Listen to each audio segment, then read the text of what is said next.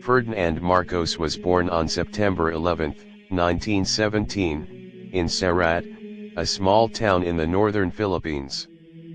His father, Mariano Marcos, was a lawyer and politician, while his mother, Josefa Idrolin, came from a family of teachers. From the beginning, young Ferdinand displayed both brilliance and ambition. He excelled in academics, particularly in law and debate, and graduated as class valedictorian.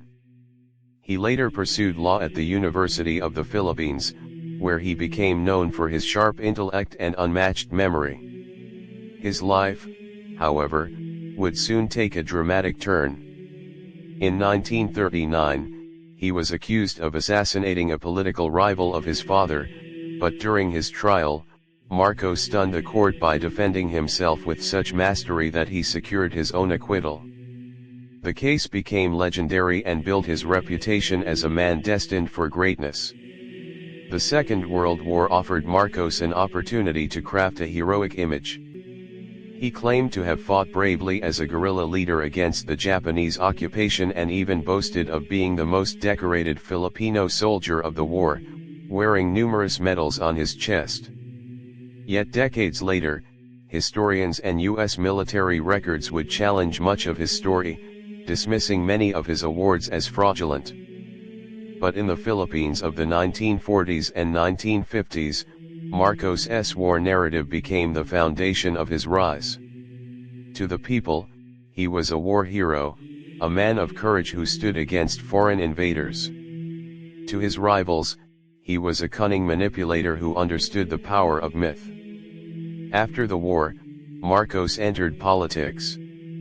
His sharp oratory, legal brilliance, and carefully crafted war hero persona propelled him rapidly through the ranks. He became a congressman in 1949, then a senator in 1959. By 1963, he was Senate President, one of the most powerful men in the country. Marcos had a gift for charm. He was eloquent, persuasive, and carried himself with the aura of authority. His personal life also added to his mystique. In 1954, he married Imelda Marcos, a stunning beauty queen from a wealthy family. Imelda became his partner in power, admired for her elegance, charisma, and extravagant taste. Together, they projected the image of a glamorous political couple, admired by many but also feared by opponents. In 1965, Marcos won the presidency, defeating incumbent Diosdado Macapagal. His campaign was filled with promises of progress, modernity, and economic reform. He pledged to lead the Philippines into an era of prosperity, promising roads, bridges, and infrastructure projects that would uplift the nation. During his first term, he delivered just enough visible progress to cement his popularity. In 1969, he ran for re-election, becoming the first president in Philippine history to win a second term. But behind the glitter of progress, corruption and debt were growing. Marcos was borrowing heavily from foreign lenders to fund projects, many of which enriched his family and cronies rather than the people. The gap between the wealthy elite and the struggling masses deepened. By the early 1970s, unrest was spreading. The country faced student protests, labor strikes, and a communist insurgency. Violence between leftist groups and the government escalated, while separatist movements grew in the Muslim South. Marcos saw both an opportunity and a threat. In 1972, after a series of bombings and an alleged assassination attempt on his defense secretary, Marcos declared martial law. He claimed it was necessary to save the republic from communists and chaos. But to many, it was a move to extend his power beyond constitutional limits, for his second presidential term was about to end. With martial law, democracy in the Philippines was effectively suspended. Under martial law, Marcos ruled by decree. Congress was dissolved, political opponents were arrested, media outlets were shut down, and the military became his tool of control. Imelda Marcos emerged as an even greater force, taking on powerful government positions and serving as the glamorous face of the regime abroad. While Ferdinand ruled with an iron fist, Imelda dazzled the world with her charm, hosting foreign dignitaries and promoting the Philippines as a modern nation. Yet behind this facade lay fear, oppression, and brutality. Opposition leaders such as Benigno Aquino Jr. were jailed, harassed, or silenced.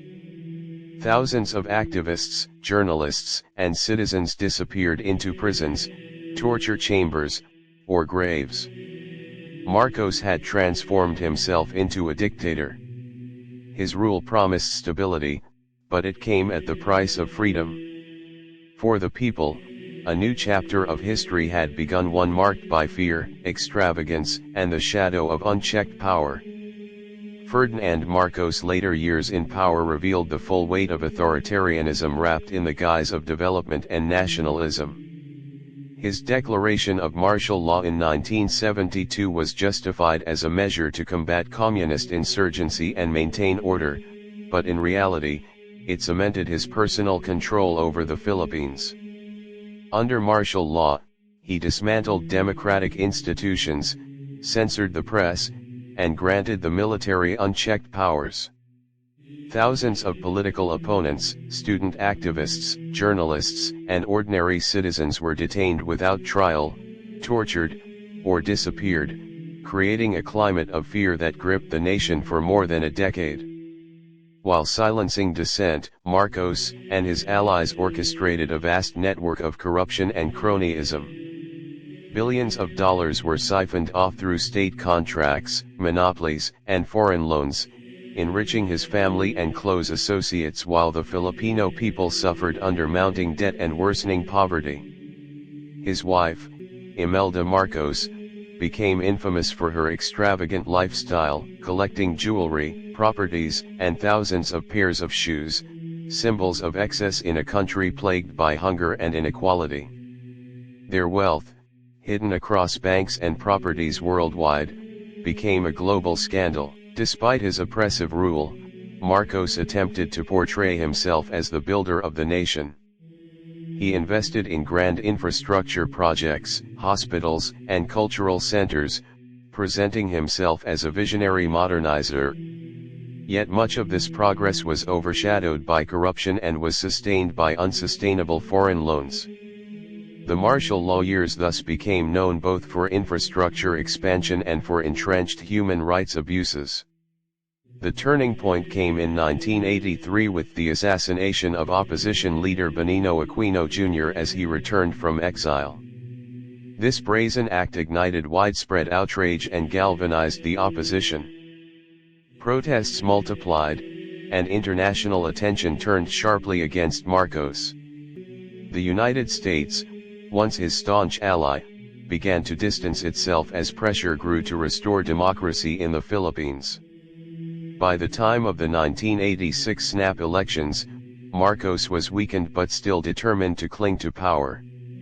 Allegations of massive fraud in the vote further fueled public anger. The culmination of decades of repression and corruption came with the People Power Revolution in February 1986.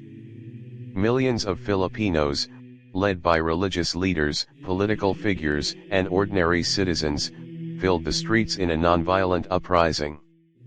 Even sections of the military turned against him. Realizing his regime had lost both legitimacy and support, Marcos fled the country with his family, seeking exile in Hawaii. In exile, he lived in relative isolation but continued to claim legitimacy as the rightful president of the Philippines.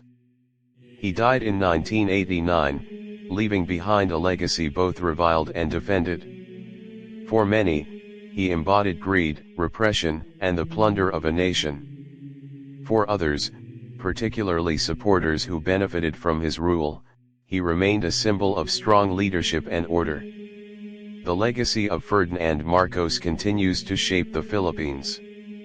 His rule is remembered as one of the darkest chapters in the nation's history, marked by human rights abuses, stolen wealth, and betrayal of public trust. Yet it also remains contested, with debates over whether his infrastructure projects and nationalist rhetoric outweigh the damage his dictatorship inflicted. In the end, Ferdinand Marcos left behind a divided memory, a stark reminder of the dangers of unchecked power and the resilience of people determined to reclaim their freedom.